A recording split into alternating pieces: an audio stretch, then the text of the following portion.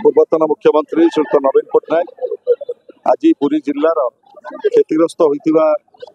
11टी block को परिदर्शन करने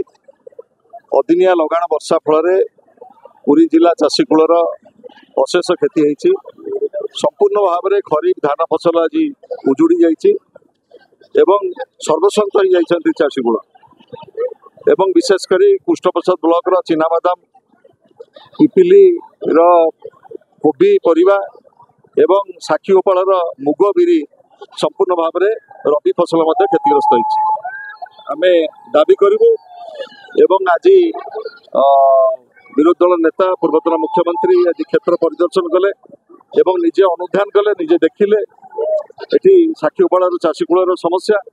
एवं पुरी जिला तरफ आमर अनुरोध रहिबो तुरंत खरीफ चाष जो मान क्षय क्षति होती आकलन करा एवं रबी चाष जो मान संपूर्ण भाव में उजुड़ी जाइए पर्याप्त सहायता दि जाए मु आशा करुच्ची तुरंत पुरी जिलार चाषीकूल को सहायता प्रदान आमर जो दाबी आज आम विरोधी दल नेता पाखे रखिलु एवं आशा करुँ प्रशासन अनुरूप भाव में आगे आसो पुरी जिलार चाषीकूल को सुरक्षा देवाई। आज माननीय पूर्वतन मुख्यमंत्री विरोधी दल नेता आज सत्यवादी ब्लॉक को आसी आपण मैंने देखुवे किभली भाव में चाषी ता धान बिल पानी भितर धान संग्रह करुच्ची चाषी सहित आज आलोचना करिसेंती एवं हजार हजार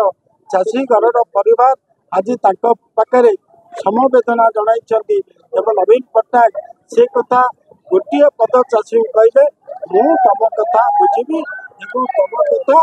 निश्चित रूपे समाधान करने मोर यथासंभव उद्यम। पूर्वतन मुख्यमंत्री श्रीयुक्त नवीन पट्टनायक आज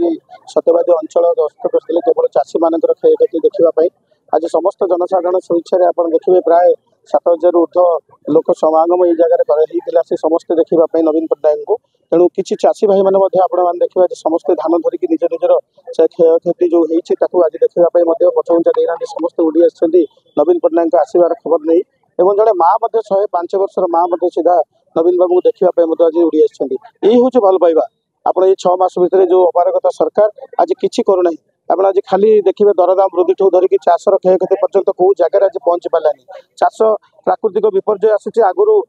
सतर्क सूचना देवार सरकार आज कर ना आज जो कथा देखिए प्राकृतिक विपर्यय समय पूर्वतन मुख्यमंत्री श्रीयुक्त नवीन पट्टनायक आप किभली भाव में समग्र विश्व में आज से ना कर तेणु ये अपारगत सरकार को आम ठीक बोली कहूँ आज आज निंदा करुचु आज जो कार्यक्रम को आम निंदा करुँ आप देखिए बहुत दिन पर निर्वाचन बहुत दिन पर आज आम प्रिय मुख्यमंत्री पूर्वतन मुख्यमंत्री श्रीयुक्त नवीन पट्टनायक आज सत्यवादी सुकल अंचल को आसते आप देखिए कौली भाव में जनसंग्राम यही हूँ निश्चित भाव भल पाइबा और लोक हृदय से सदा अच्छा आज अच्छा आगामी भविष्य में सबुदिन पाइबे।